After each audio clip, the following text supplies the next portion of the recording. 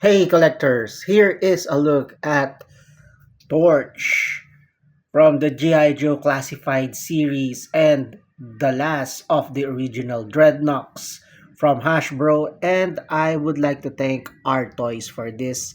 Link in the description below. Check them out. At the back of the window type box, we can see a picture of the figure plus the accessories included in this package. Out of the box, there is a cool symbol of Cobra at the back of the package, and here is Torch. He comes with all of these accessories, but unfortunately, the shades does not come off like the one with Buzzer.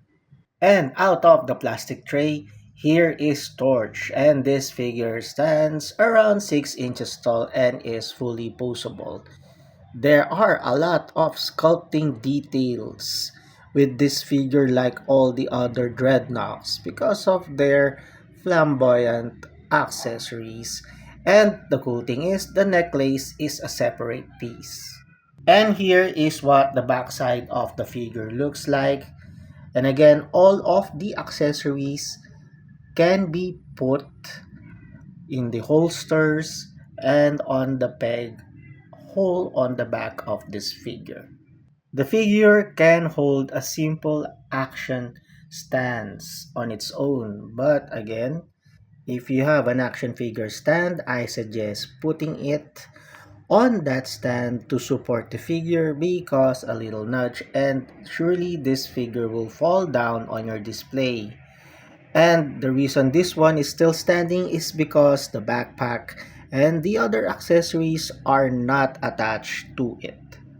Probably my only complaint for this figure is that his shades does not come off like the one with Sergeant Slaughter and Buzzer. But with the other paint details and sculpting details on this figure, I guess it makes up for that small lacking detail.